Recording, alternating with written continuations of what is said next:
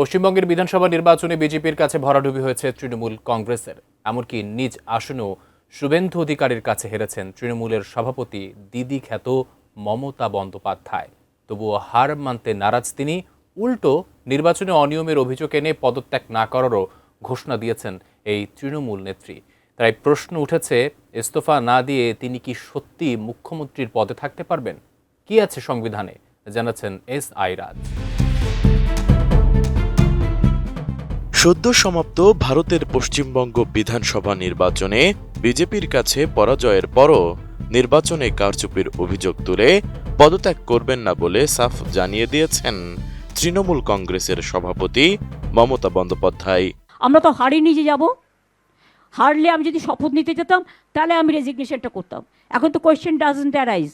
জোর করে দখল করে যদি কেউ মনে করে যে আমি কি রেজিগনেশন দিতে হবে, no, not that.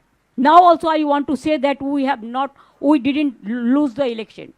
It is their forceful attempt to defeat us. Officially they may, through election commission, can defeat us.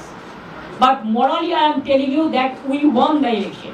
উন্নত মানের কাঁচামাল আরআইএল অ্যাঙ্গেল এন্ড চ্যানেল, এখন কাঠের দিন শেষ, আরআইএল এর বাংলাদেশ। তার এই ঘোষণার পর রাজ্যটির রাজনীতিতে নতুন উত্তেজনার জন্ম দিয়েছে।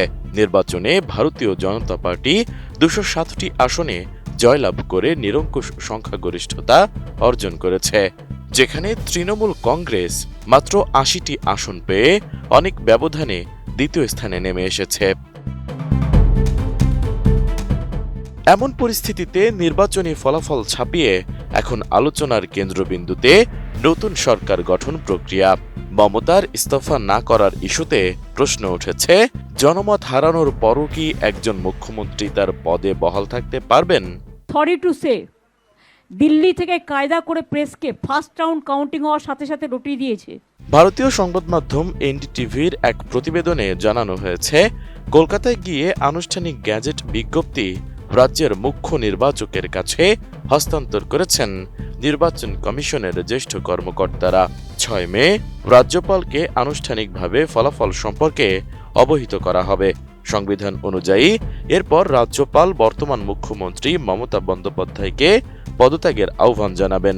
পাশাপাশি নতুন সরকার শপথ নেওয়া পর্যন্ত তাকে অন্তর্বর্তীকালীন মুখ্যমন্ত্রী হিসেবে দায়িত্ব পালনের অনুরোধ জানানো যেতে পারে, যাতে প্রশাসনিক ধারাবাহিকতা বজায় থাকে। এদিকে জানা গেছে, আগামী 9 মে বিশ্বকবি রবীন্দ্রনাথ ঠাকুরের জন্মদিনেই শপথ নিতে যাচ্ছে পশ্চিমবঙ্গে নবনির্বাচিত বিজেপি সরকার। এই দিনটিকে রাজ্যে একটি নতুন সূচনা হিসেবে চিহ্নিত করার পরিকল্পনা নেওয়া হচ্ছে। ফলে নির্বাচনে হারলেও মমতা বন্দ্যোপাধ্যায় চাইলে 9 মে পর্যন্ত অন্তর্বর্তীকালীন মুখ্যমন্ত্রী হিসেবে দায়িত্ব পালন করতে পারবেন। এরপর নতুন মুখ্যমন্ত্রী শপথ নেওয়ার পর 15 দিন থেকে 1 মাসের মধ্যে সরকারি বাসভবন খালি করে দিতে হবে তাকে। অন্যদিকে মমতা বন্দ্যোপাধ্যায়ের পদত্যাগ না করার সিদ্ধান্ত নিয়ে এবার মুখ খুলেছেন বিজেপি নেতা শুভেন্দু অধিকারী। মঙ্গলবার সাংবাদিকদের প্রশ্নের উত্তরে তিনি সরাসরি কোনো বিতর্কে না জড়িয়েই সংবিধানের দিকে আঙুল দেখিয়েছেন। শুভেন্দু জানান, সবকিছুই সংবিধানে উল্লেখ করা আছে, তাই এ নিয়ে বেশি কিছু বলার প্রয়োজন নেই। এস.আই. রাজ, এটিএন নিউজ।